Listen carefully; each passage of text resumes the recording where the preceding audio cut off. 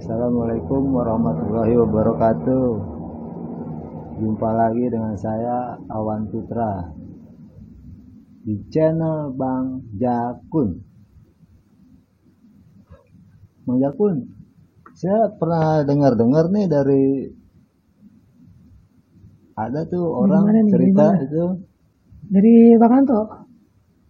Iya kalau nggak salah dari Bang Anto nih. Katanya dulu pernah mau disantet nih Bang Jakun.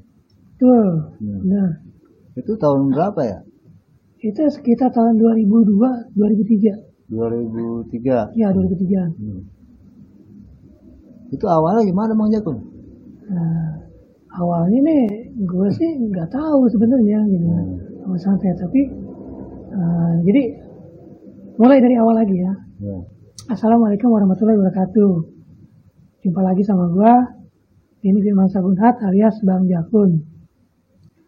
Kali ini nih gue bersama Awan Putra. Awan Putra ini katanya tadi datang ke tempat Arya Sena dan kebetulan ada gue. Dia ngomong pernah dengar katanya gue tuh mau disantet. Iya. Jadi dia penasaran kan? Penasaran nih rasanya gimana sih kalau disantet gitu. Pengen tahu ceritanya nih Bang. Pengen tahu ya. Pengen tahu rasanya apa ceritanya nih? Rasanya gitu. Dan sebabnya. Oke, jadi ini awalnya nih kenapa gue tahu gue mau disantet. Pernah ada di video Arya Sena itu kalau salah judulnya itu oleh Gunung Salak. Oleh Gunung Salak. Yang itu ceritanya itu gue diikutin diikutin seekor makhluk kunti berjubah putih, bergaun putih. Ikutin gue sampai ke Depok. Sampai ke rumah tuh Bang? Sampai ke Depok. Jadi waktu itu gue pendakian gue berdua sama Arya Sena, sama Bang Anto. Pulang dari Salak, nggak tahunya gue diikutin sama kunti gaun putih ini. Jadi dan waktu itu gue cerita juga ya, katanya Anto itu udah usir, kan udah nyuruh dia pulang gitu. Kan gue sempat minta Anto nyuruh dia pulang gitu kan. Kata Anto udah disuruh pulang. Gitu. Dan ternyata sampai puluhan tahun mungkin ya, sampai gue nikah pun ternyata masih ada di situ. Masih ngikutin? Masih di rumah. Jadi udah puluhan tahun masih di situ. Nggak tahu kalau sekarang ngikutin lagi apa enggak ya. Karena gue udah nomaden, gue udah berpindah-pindah. Jadi nggak tahu dia ngikutin apa enggak. Jadi awalnya itu setelah gue tuh udah nggak tahu kalau dia tuh masih ada gitu kan, masih ada di rumah di Depok. Dan waktu itu gue masih kuliah semester 5 atau semester 6, gue lupa. Itu sekitar 2002-2003 sih. Jadi dulu itu yang gue pikir si putih ini udah nggak ada gitu kan. Jadi si putih berambut panjang. Si putih berambut panjang, bergaun panjang. Nah itu gue anggap udah nggak ada gitu kan. Gue pikir udah nggak ada. Ternyata masih ngikutin. Jadi belum tahu nih gue ceritanya nih. Jadi di daerah gue itu ada warteg, warung Tegal. Itu yang jualan itu orang Klaten. Nah si mbaknya yang punya warteg ini, orang Klaten ini ternyata punya adik cowok. Itu umurnya hampir seumuran, cuman dia masih di bawah gue berapa tahun lah, 2 tahun atau 3 tahun gitu. Kalau saya sih nggak sampai 3 tahun, 2 tahunan lah. Penjual nasi itu Bang? Nggak, adiknya yang laki. Iya, penjual nasi, penjual nasi. Ini yang gue ingat namanya Heri. Mas Heri. Mas Heri. Ini Mas Heri kalau nonton, tolong di komen ya Mas. Mas Heri sekarang ada di mana? Ini gue Bang Denny, Bang Jakun. Mungkin pasti masih kenal. Jadi ceritanya ini Mas Heri ini orang bisa, dia ngerti, dia bisa punya pegangan banyak lah gitu kan, punya menguasai ilmu banyak gitu kan, juga punya benda-benda juga banyak gitu. Dan di daerah gue sendiri kayaknya waktu itu nggak ada yang bisa ngalahin dia sih, maksudnya ngalahin dalam artian kesaktiannya gitu. Gue sendiri dulu tuh nggak percaya gitu-gituan. Jadi gue nggak yakin orang gue punya ilmu ini, punya ilmu itu, gue nggak percaya. Gitu. Itu tinggalnya di mana tuh Mas? Tinggal di Depok 1, di Camar. Di Camar. Enggak, dia tinggal di Jemblongan, di kampung Jemblongan. Tapi kampung. Nah, di kampung Jemblongan, tapi dia jualannya di tempat gue di Tunas Depok 1, Jalan Camar. Itunya. Dan dia nongkrongnya di situ kan. Kenal sama anak Camar juga semua kenal. Nah, si Heri ini awalnya ini si Heri itu punya batu cincin. Dalamnya itu gambar kalajengking. Ini yang gue ingat. Jadi teman-teman gue itu banyak yang mau, banyak yang minta gitu kan. Buat gue deh gitu kan. Batunya bagus tuh. Bagus, batunya dalamnya benar-benar gambar kalajengking gitu kan. Dalamnya itu kayak ada kalajengking yang ada minta teman-teman gue. Nah, kata si Heri ini, ya kalau emang cocok ambil aja gitu kan. Coba dipegang. Nah, dipegang nih satu-satu nih sama temen gue nih. Pertama temen gue panggilannya Toi. Pertama dia pegang gini kan, dia genggam gini, lama-lama tangannya geter terus kebuka sendiri satu gini. Tiba-tiba kebuka gitu sendiri gitu. Terus katanya berarti nggak cocok katanya. Berarti nggak jodoh kan. Terus temen gue lagi satu lagi sama petis kayak gitu juga. Buka begini kan, yang bergetar lagi. Reaksinya begitu. Reaksi semua begitu. Jadi katanya nggak cocok katanya. Dan karena gue orang nggak percaya begitu-gituan gitu kan. Karena gue kan bodo amat, gue nggak minta juga nggak mau gitu kan. Dan terus ditawarin, coba Mas ini mau nggak apa, Mas Jakun, coba cocok kali sama Mas Jakun. Gitu. Ya karena gue awalnya nggak mau, tapi dia juga kayaknya coba aja gitu kan, coba aja dulu. Ya gue pegang dan gue pegang nggak apa-apa, bener-bener nggak apa-apa, nggak ada reaksi apa-apa. Reaksinya diem aja tuh, nggak biasa aja. Gue katanya kan temen gue yang kan katanya panas bergetar terus tangannya kebuka sendiri gitu. Dan gue biasa aja, nggak ada ya kayak megang batu biasa aja gitu.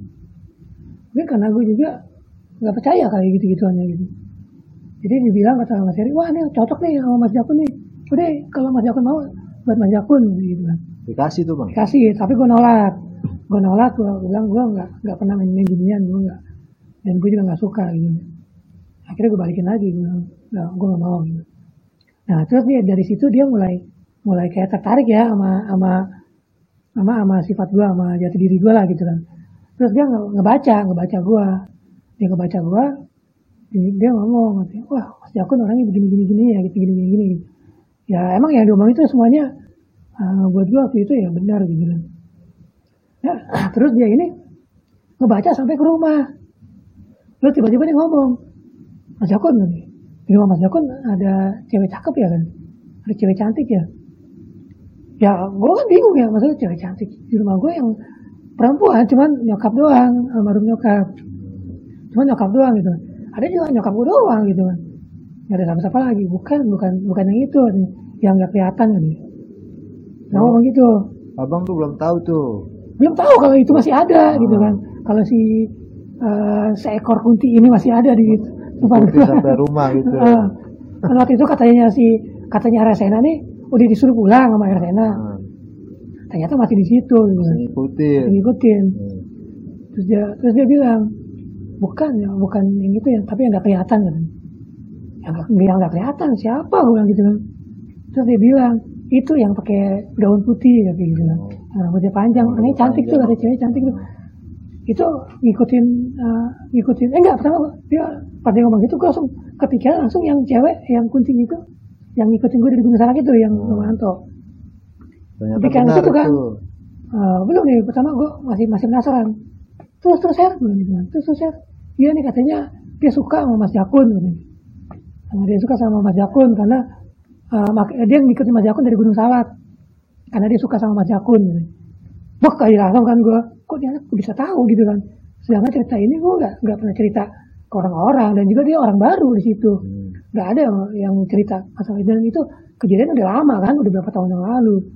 Dari 96 ke 2003 ya, 2002 lah anggap. Ya, berarti kan 6 tahun yang lalu. Dan ternyata yang dibilang itu sesuai sama yang gue lihat waktu itu gitu kan, yang gue lihat waktu itu. Pernyataan dia benar. Ya, terus gue cerita juga kan, akhirnya gue cerita, iya waktu itu gue dari Gunung Salak, gue sama temen gue turun dari Gunung Salak itu langsung ngeliat gue, dia langsung nampakin wujudnya ke gue gitu. Iya katanya dia suka sama Mas Jakun, dia nggak bakal mau pulang katanya, dia suka di sini katanya. Adem katanya, rumah Mas Jakun adem. Terus dia juga suka sama Mas Jakun. Ya udah, gue sih nggak ngambil pusing ya gitu kan. Jadi gue tuh nggak mau ngambil pusing ya, maksudnya bodo amat ya mau di situ kayak mau, yang penting jangan ganggu gue gitu doang. Emang sih nggak ngeganggu. Selama ini nggak diganggu-ganggu kan? Nggak diganggu, cuman yang kalau misalkan ada temen gue nih main ke rumah nih ya, selalu ditongolin tuh sama dia tuh, sama itu makhluk ya gitu. Yeah. Terus juga waktu gue bawa cewek gue juga yang mantan istri gue nih ya, mantan istri gue waktu itu masih pacaran, gue bawa ke situ pun gak ditampakin. Sampai gue nikah itu masih ditampakin terus, masih diganggu terus. Tapi gue sendiri gak diganggu, gue sih gak diganggu sama sekali. Kalau orang lain ditampakin, ditongolin lah gitu kan. Jadi singkat cerita tuh si Harry ini bilang, tapi di tempat Mas Jakun ada lagi nih yang lain nih Mas. Nah, tapi saya nggak tahu sih maksudnya gitu kan. Kalau si putih ini katanya dia nggak ada niat jahat, dan dia itu baik gitu, nggak ada niat jahat. Tapi ada yang lain lagi nih Mas, yang kayak ini niatnya nggak benar nih gitu kan. Terus dia mulai menerawang lagi. Bentar ya Mas katanya, saya lihat dulu katanya, saya komunikasi dulu katanya. Dia nerawang di komunikasi, terus langsung tersentak gitu kan. Wah Mas, ini niat jahat nih Mas, ini mau nyantet Mas. Ini ada yang kirim katanya, dan ini bukan dari Jawa katanya, ini dari luar daerah. Dari luar pulau katanya. Itu dari pulau mana Bang? Nanti dulu makanya bertahap. Lanjut, jadi dibilang dari luar pulau. Jadi pas dia bilang begitu, dia bilang yang satu bawa, katanya dia ada 3 jin. Itu Mas dikirimin 3 jin katanya. Yang satu makhluk tuh Bang. 3 jin ya. 3 jin, yang satu bawa pedang, satu bawa tombak, yang satu bawa panah. Itu berupa jin itu berupa seperti bukan tentara, apa namanya, seperti perwira kerajaan, prajurit kerajaan ya, seperti prajurit kerajaan zaman dulu gitu. Jadi dia satu bawa tombak, satu bawa panah, satu bawa pedang gitu kan. Dan ini katanya mau nyantet gua. Berniat jahat. Ini udah lama Mas katanya. Di rumah tuh Bang. Itu di rumah katanya. Dan dibilang ini udah lama nih Mas katanya. Ini udah lama, tapi Mas Jakun gak pernah ngerasa apa-apa. Yang gue rasain sih emang gak ada apa-apa, biasa aja gitu kan. Tapi kadang emang gue suka ngerasa sakit di dada ya gitu kan. Di dada gue suka ngerasa sakit kayak ditusuk. Nah itu katanya Mas, itu Mas lagi dipanah katanya. Kalau nggak Mas lagi ditusuk, lagi ditobak gitu kan. Ya kan gue bingung ya. Ya itu kan di luar nalar ya, di luar logika gue gitu. Itu mah yang gue sakit aja kali jantung gue gitu kan, mungkin sakit ya. Enggak Mas, itu Mas dipanah katanya. Kalau nggak dipanah Mas ditombak katanya. Ya pokoknya begitulah cerita gitu. Sekarang kita nggak ngelihat ya Bang. Iya kan gue nggak tahu, nggak lihat. Emang kadang-kadang gitu kan, kadang-kadang gue suka ngerasa sakit. Dan itu nggak tiap hari. Dan yang gue bingungnya ini gitu kan, dia bilang katanya ini udah lama Mas, udah hampir setengah tahun. Hampir setengah tahun. Ada di rumah tuh. Ada di rumah dia, dan dia itu nyerangnya ke gua gitu kan. Tapi saya heran kok Mas Jakun sampai sekarang masih sehat gitu. Masih normal aja gitu kan. Dan ya gue bilang emang gue cuma ngerasain sakit gitu doang, tapi dan gue setiap merasa sakit misalnya merasa ada apa gitu kan, selalu nyebut astagfirullah gitu kan. Setiap itu gue selalu gitu. Jadi setiap kali gue astagfirullahaladzim gak lama hilang gitu kan, sakitnya hilang. Dan mungkin itu juga ya kekuatan nama-nama Allah ini yang gue sebut gitu kan, maksudnya ayat-ayat Allah ini yang gue sebut. Makanya gue itu waktu itu ya susah ditembus. Dan si Harry juga sempat bilang gue ini emang susah ditembus gitu kan. Dan pertama terus dibilang, kok saya heran Mas, kok Mas ada yang mau nyantet gitu kan. Karena saya tahu Mas ini orangnya begini. Ini ucapannya dia gitu. Gak mungkin kalau ada orang yang niat jahat sama Mas gitu kan. Iya. Akhirnya dia nerawang lagi, dia bilang, bentar Mas, saya ini lagi Mas ini. Dia nerawang lagi, terus dia bilang, kalau dia selesai di nerawang, dia bilang, oh iya Mas, ini ternyata yang mau diserang itu bukan Mas Jakun, tapi bapaknya Mas Jakun. Oh. Jadi bokap gue yang mau diserang gitu kan. Ini dikirim dari Pulau Bangka. Luar pulau. Pulau Bangka. Ada yang tahu ya Pulau Bangka ya? Sekarang namanya jadi provinsi Bangka Belitung. Babel. Dulu itu dia masuknya Sumatera Selatan. Ibu kotanya itu Palembang. Dan dulu gue emang pernah tinggal di sana, lama gue tinggal di sana.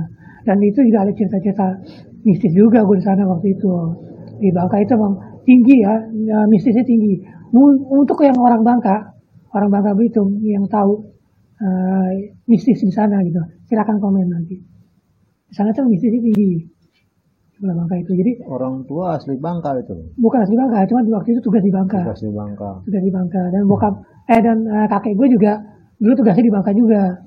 Lama tinggal di Bangka, sampai meninggal pun di Bangka. Di Pangkal Pinang tepatnya gitu.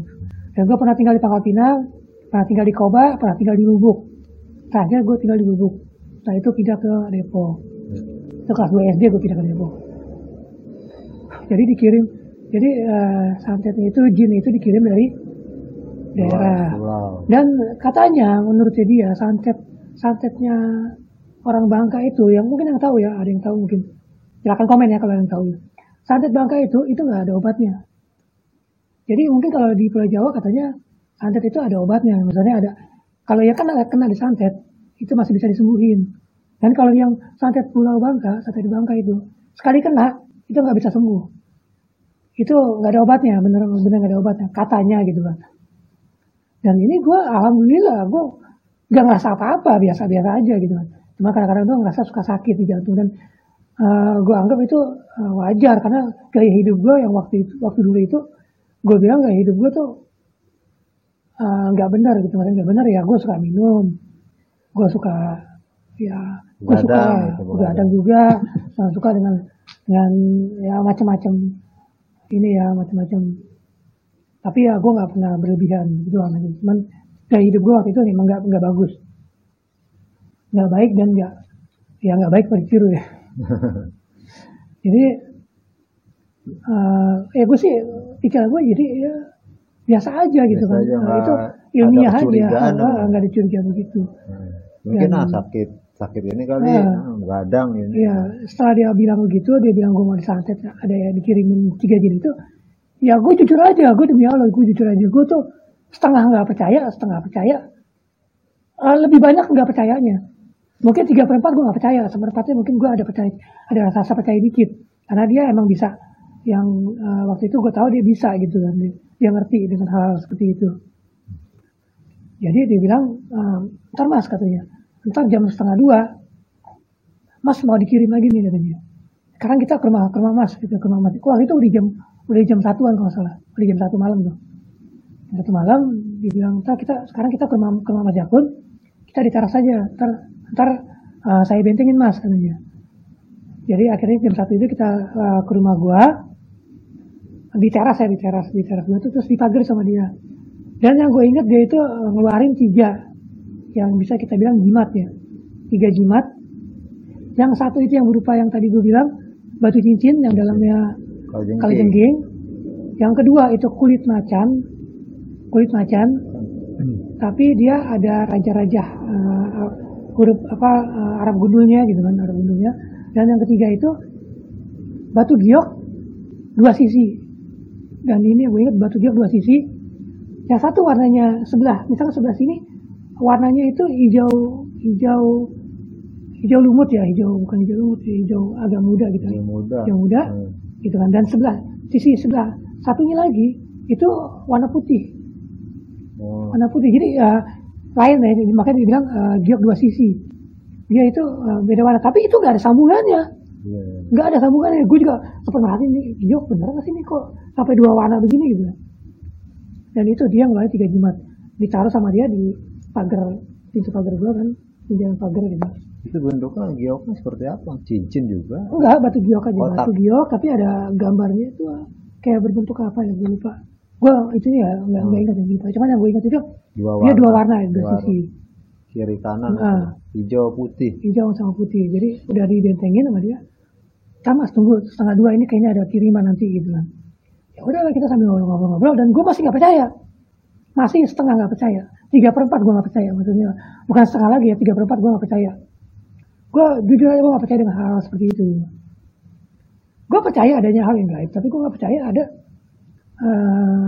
apa ya, kita itu bisa disantet gitu, kita bisa diteluh itu. Gue dulu itu nggak percaya dengan hal seperti itu. Jadi pas setengah dua ini gue ngomong, mana nggak ada udah setengah dua nih, gue bilang gitu. Apa nggak ada yang ini, nggak ada kali ya, gue bilang gitu kan. Gue emang karena gue nggak percaya makanya gue ngomong begitu. Terus dia bilang, Mas tunggu 10 menit lagi. Disuruh tunggu 10 menit lagi. Ya udah, karena gue menghormatin dia juga, dia bilang karena dia mau ngejaga gue kan, mau ngebentengin gue gitu. Ya gue mah karena dengan niat baiknya dia ya, gue karena dia punya niat baik terhadap gue, jadi gue ngerasa gak enak kan. Ya udah nggak apa-apa, nggak tunggu 10 menit. Pas 10 menit, pas jam 1:40 waktu itu berarti 1:30 lewat 10 menit. Itu benar-benar pasti, ini demi Allah. Ada cahaya. Waktu itu di depan pagar rumah gue, di depan rumah gue tuh ada pohon belimbing. Ada pohon belimbing ya. Itu ada kayak cahaya yang nabrak pohon. Jadi karena udah dibentengin kan, jadi cahaya itu yang dulu yang gue anggap santet itu kan cahayanya kayak api merah gitu kan. Tapi yang ini bukan. Yang ini dia kayak kilat. Kayak maksudnya kayak warnanya putih gitu kan, putih kayak kilat gitu. Pas dia nabrak, jadi kayak nabrak pecah gitu kan, langsung pecah kayak kembang api. Benar-benar itu gue lihat sendiri. Gue sampai bengong gitu kan, sambil nyebut ya dalam hati gitu. Gue baru sadar, ternyata benar yang ngomongan dia gitu. Ada kiriman. Iya itu benar-benar, karena gue nyaksiin benar-benar. Dia langsung waktu kan Mas, untung udah saya bentengin katanya. Benar-benar dia gitu kayak nabrak, gitu. Langsung kayak, dan itu cahayanya itu yang gue ingat itu bukannya cahaya kayak api ya, merah gitu kan, atau putih. Dan gue kaget gitu kan, sambil nyebut gitu kan, hasilnya gue sempat bengong gitu kan, juga gue. Baru akhirnya gue percaya sama omongan dia. Dia nggak tembus tuh bang. Nggak tembus tuh, katanya udah dibentengin. Udah Mas, katanya, udah tenang katanya. Tapi ini jin masih di sini Mas. Ini jin masih di sini. Kodamnya ya. Kodam itu masih di sini. Bentar saya usir katanya. Dia akhirnya dia kayak bersila ya, betapa gitu ya. Dia bersila apa? Terus kayak berantem lah gitu kayak. Ini saya udah Mas katanya, udah saya suruh keluar dari rumah gitu. Dia emang katanya akhirnya keluar dari rumah. Tapi dia nggak mau pergi jauh-jauh, dan teman gue ini susah buat ngejar. Kalau dia ngejar kejauhan takutnya raganya ini gitu. Raganya kan emang dekat sama gue, tapi dia takut raganya itu nanti ada yang musik gitu kan. Karena waktu itu katanya di tempat gue itu banyak makhluk itu banyak kan.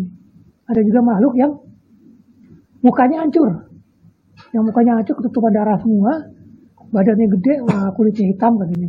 Dan yang itu yang gue ingat di tempat daerah gue nih, tahu nih pasti anak-anak camar ya, anak-anak camar di daerah gue tahu pasti. Dulu ada maling nih. Di situ ada maling. Maling itu ngaku bawa pistol. Jadi setiap ada yang mau ngejar, gue tembak, pada takut kan akhirnya.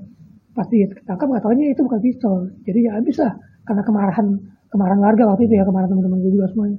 Digebukin sampai waktu itu sih nggak mati di situ gitu. Tapi mukanya hancur, ya benar-benar hancur. Darahnya pun sampai nutupin mata dan kulit ininya sampai gue kalau apa ya, sebenarnya nggak boleh nyeritain gitu. Cuman itu waktu itu dia cerita itu ada pendapat seperti itu, dan gue ingat oh iya itu emang ada di gedung RW di belakang rumah gue, dekat belakang rumah gue tuh dikit lagi tuh gedung RW, di situ memang yang tempat kejadiannya. Jadi dia bilang dia nggak berani ngejar gitu kan, akhirnya dia masuk lagi ke raganya. Terus dia ngajak gue, yaudah Mas kita ketongkrongan dulu Mas gitu. Nongkrong di ujung gang dekat warung pinggir kali, tempat biasa tongkrongan gue juga di situ. Akhirnya kita nongkrong di situ, ngobrol-ngobrol. Nggak tahu aja pas lagi nongkrong katanya 3 jin itu nyamperin lagi. Temen gue langsung tiba-tiba ya gue juga nggak tahu nih, tiba lagi ngobrol langsung diginiin sama dia, langsung nah, jadi gue dialingin sama dia gini kan, wah mau ngapain lo katanya gitu kan, mas mau dijaku, mas Jakun mau dipanah kali, mas Jakun mau dipanah, ya gue namanya nggak bisa ngeliat ya nggak tahu gitu, gue cuma bingung doang gitu kan, terus langsung dia kayak ngeluarin apa gitu kan, ngeluarin kodamnya atau gimana gitu, tahu katanya dia.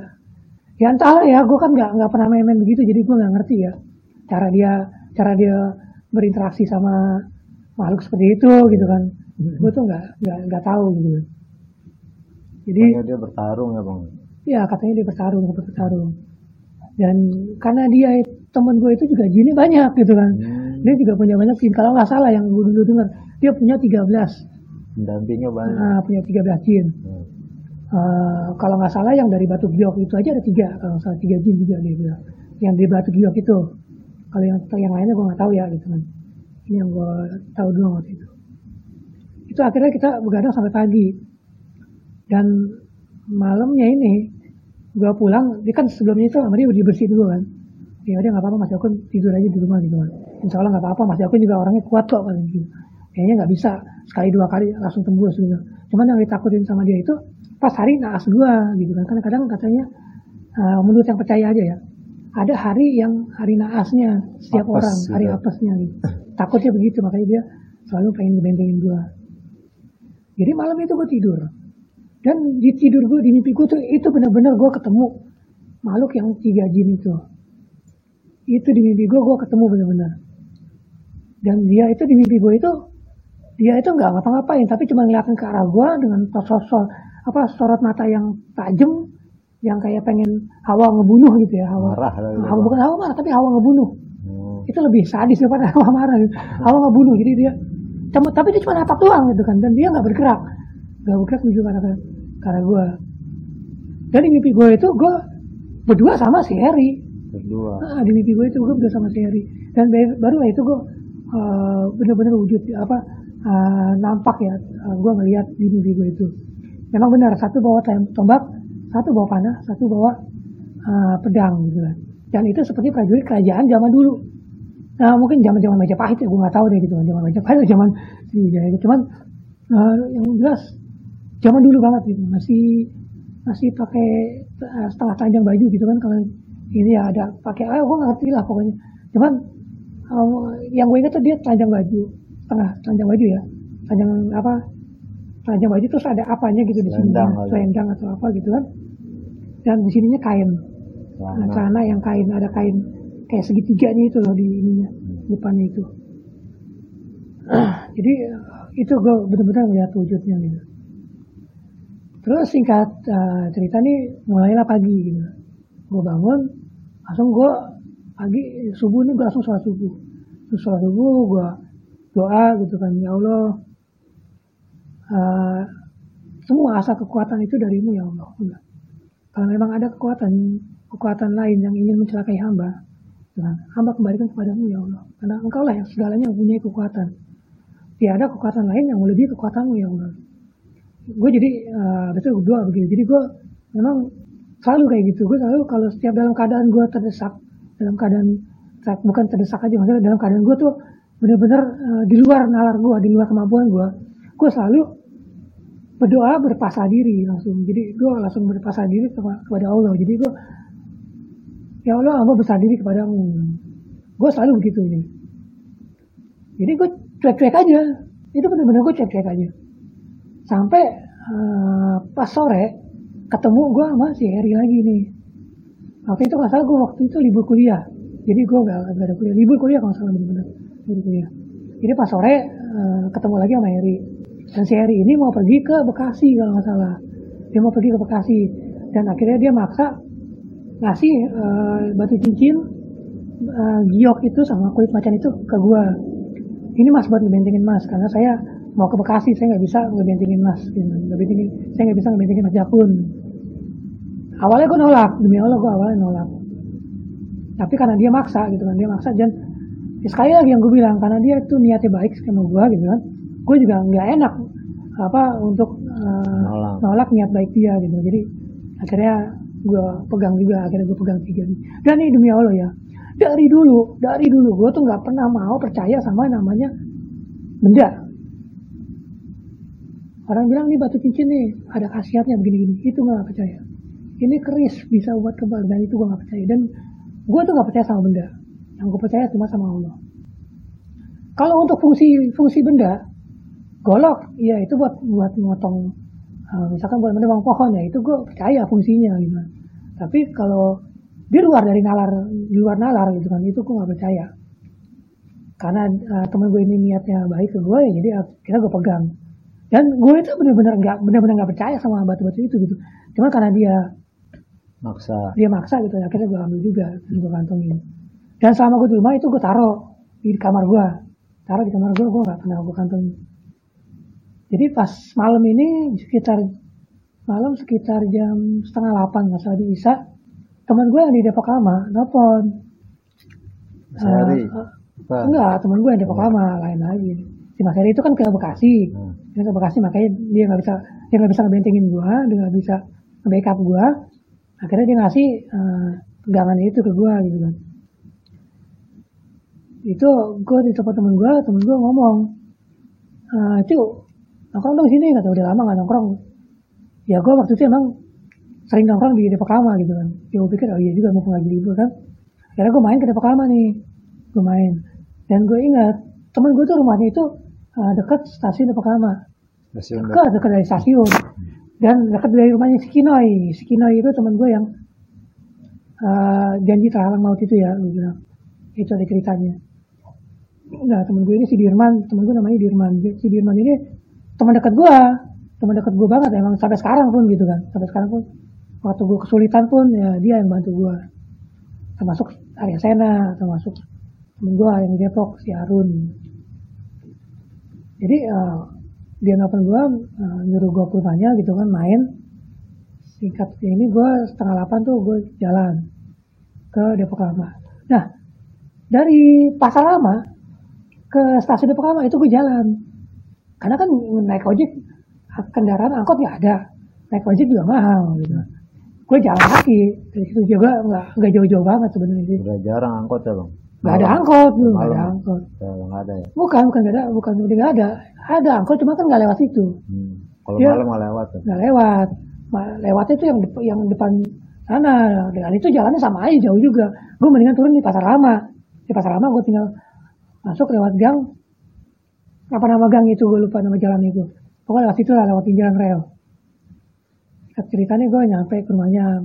Nah, di perjalanan ini, selama gue jalan kaki ini, gue itu kayak ngerasa dikawal. Ini demi Allah ya. Terserah teman-teman mau percaya atau enggak. Tapi ini gue ngerasa kayak dikawal. Bener-bener kayak, tapi gue tuh gak merinding. Lucunya gitu anehnya. Gue tuh gak merinding. Tapi ngerasa kayak dikawal. Dikawal banyak orang gitu kan, banyak.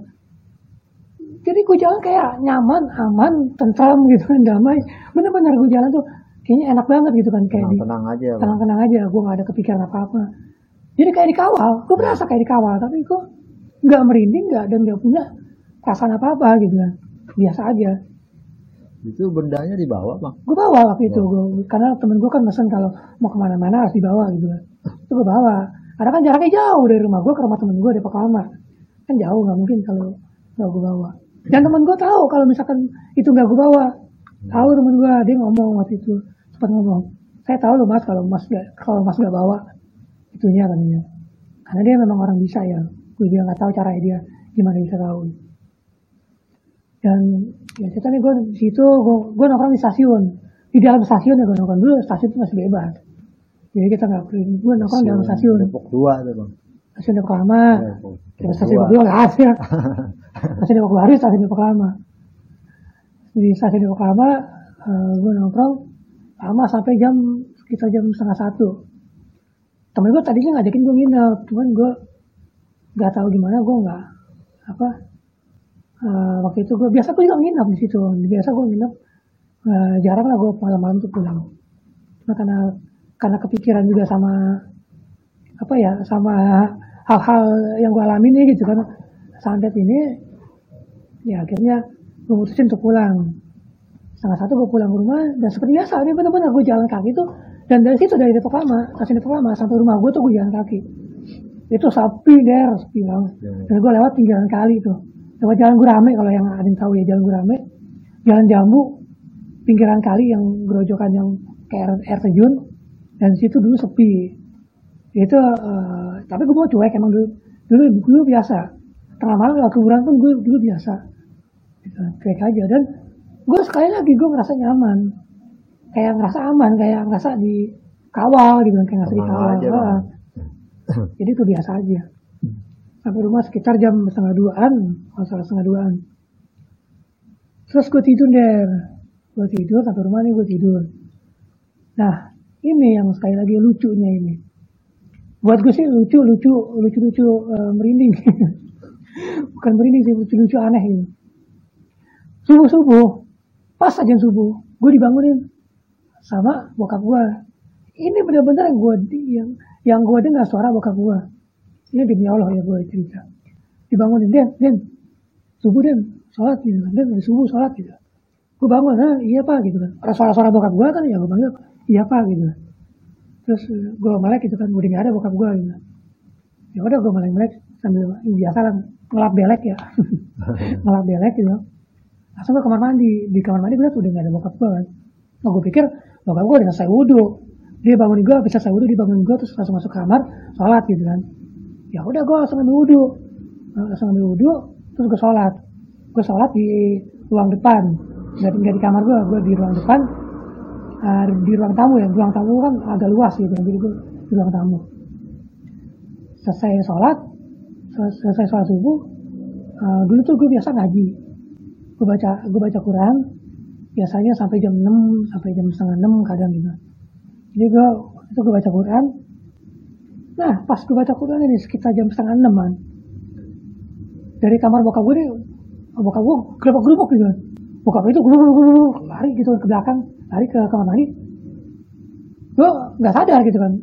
Papa udah bangun, udah selesai sholat kali gitu kan pikiran gue. Tiba-tiba lari lagi bokap gue dulu. Gue sempat aneh kan, akhirnya gue berhenti selesai ngaji, gue sudah keluar lagi. Gue tutup gitu. Gue lihat nggak tahu bokap gue lagi sholat. Kok papa kok sholat subuh dia mati gue ya? Kok bokap gue kok sholat subuh? Bukannya tadi udah sholat gitu kan? Udah sempat bangunin gue. Ya udah gue biasa aja, gue nyetel TV. Setelah selesai bokap gue selesai sholat, keluar ke ruang tengah nih. Ruang tengah itu ruang TV, ruang keluarga. Di ruang keluarga ini, di ruang tengah ini, bokap gue duduk. Terus gue nanya kan, tadi papa bukannya udah sholat? Belum, orang papa aja kesiangan deh kata bapak gitu kan. Nah tadi bukan papa bangunin Denny. Ini gimana bangunin kamu katanya bapak kan. Nah papa aja terlambat gitu kan, telat bangun kesiangan gitu. Bok aja langsung gue. Berarti bangunin gue siapa dong? Jelas suara bokap gitu kan, jelas suara bokap gue. Gue diam langsung keingetan sama jimat-jimatnya teman gue ini ya. Oh jangan-jangan nih kodam-kodamnya ini yang bangunin gue gitu. Udah gue nggak pikiran dulu. Dan langsung gue putusin kalau nanti ketemu gue balikin gitu kan. Singkat cerita nih sampai siang atau enggak agak sore ke sekitar jam 2-an kalau salah sih, sekitar pokoknya siang mendekati sore. Itu ketemu lah gue sama si Harry itu baru pulang dia baru turun dari angkot ya, lewat gang kan, lewat depan gang gue gitu. Ketemu papasan gue gitu kan. Terus gue balikin. Apa Mas Jakun gitu? Apa Mas Jakun pegang aja itu buat Mas Jakun juga nggak apa-apa kan? Buat dibetengin Mas Jakun dari. Enggak Mas gue bilang gitu kan. Saya nggak biasa, gue nggak biasa megang kayak ginian. Kalau Mas Heri mau ngebetengin saya, mau nge-backup saya, ya gimana caranya Mas Heri nge-backup saya dari jauh atau gimana? Terserah Mas Heri lah gue bilang gitu. Oh gitu Mas, jadi Mas Jakun nggak mau nih gitu. Ya gue nolak kayak halus ya, maksud gue nggak biasa megang emang ada keanehan gue bilang gitu. Gue jalan tuh kayak ngerasa dikawal, gue ceritakan sama dia juga oh iya ketawa-tawa deh kan, emang biasa itu maksudnya, malah enak kan katanya. Tapi gue nggak biasa gue bilang gitu. Akhirnya dia ngerti, akhirnya diambil lagi sama dia kan, ambil lagi. Dan setelah dari situ memang gue jarang sih ngerasain hal-hal yang aneh gitu, hal-hal yang gue tuh emang nggak pernah ngeliat lagi gitu. Tapi kadang gue pernah tiba-tiba gue lagi ini kayak ditusuk nih, berasa gitu kan kayak ditusuk di jantung gue. Langsung gue pikir, langsung gue astagfirullahaladzim, terus gue langsung zikir, hilang. Terus itu selalu begitu, dan gue waktu itu emang masih nggak begitu yakin sih dengan hal seperti itu gitu. Jadi gue tuh masih menggunakan logika, masih semua itu yang sesuai dengan nalar gue ya, logika gue ya. Jadi gue nggak begitu terlalu ambil pusing gitu. Jadi udah nih singkat kata nih udah bertahun-tahun nih ya, udah bertahun. Sekitar setahun kemudian, masalah sekitar setahun kemudian, berarti benar waktu itu 2002, sekitar tahun 2003 terjadi perpecahan keluarga gue nih, nyokap sama bokap gue.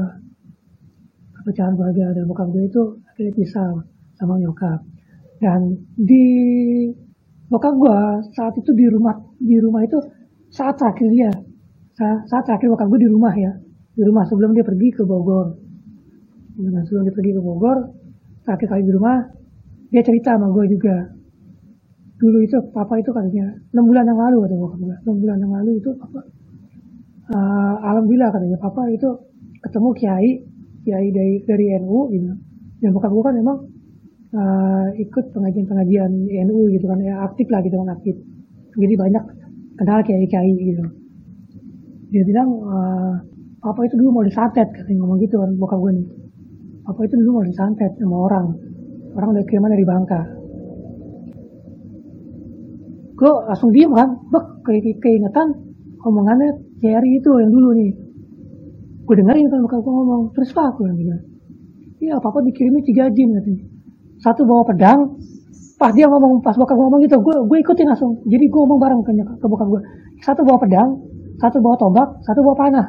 Bokap gue langsung bingung kan, kok kamu tahu katanya gitu kan, kok dia tahu kan. Langsung gue cerita ke bokap gue kan, gitu. Ya itu benar katanya, itu dia akhirnya tapi sama kiai itu udah ditangkap dan udah inilah gitu kan, udah dimusnahkan atau gimana gue nggak tahu ya.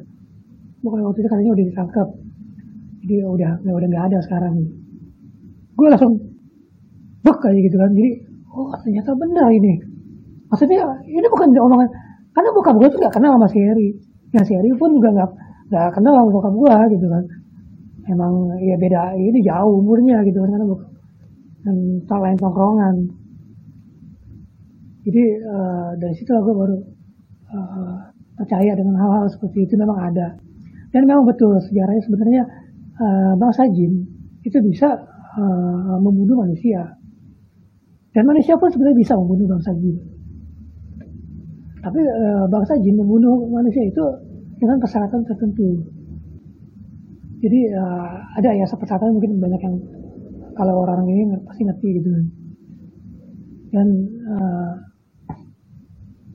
jadi sampai di situ gue mulai percaya dengan hal seperti itu. Dan itu terakhir kali gue dengar dari bokap gue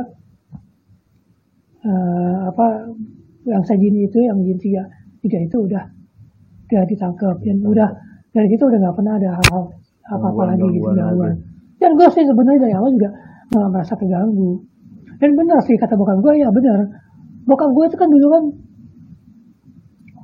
mohon maaf ya, bokap gue dulu tuh orang bisa dibilang orang jujur. Jadi orang jujur banyak musuhnya. Di Indonesia ini orang jujur banyak musuhnya. Iya benar. Itu benar. Ini bokap gue itu dulu juga ringan tangan. Jadi kalau ada orang datang mau nyogok misalkan, entah ngasih amplop, jangan kan amplop,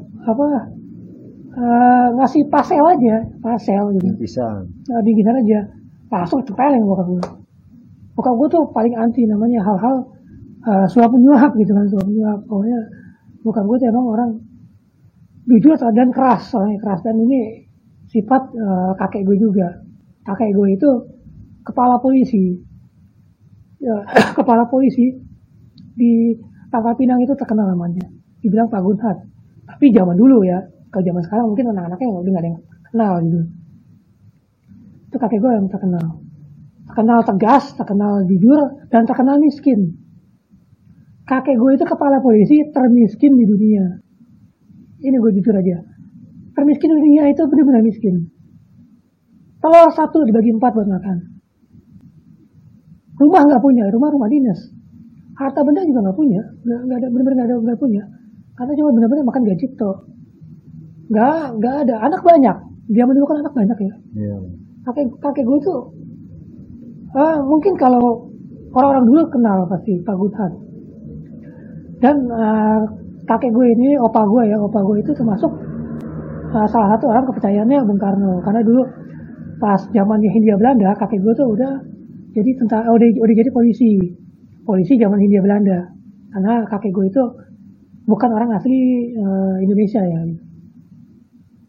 Pas zaman Hindia Belanda, kakek gue tuh udah jadi polisi. Dan pas zaman pendudukan Jepang, kakek gue tuh di penjara di Pulau Bangka. Gue lupa di mananya, pokoknya di Pulau Bangka.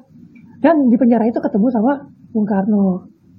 Di pembuangan ya, bukan di penjara tapi di pembuangan, pengasingan ketemu sama Bung Karno. Dan jadi akhirnya dekat sama Bung Karno.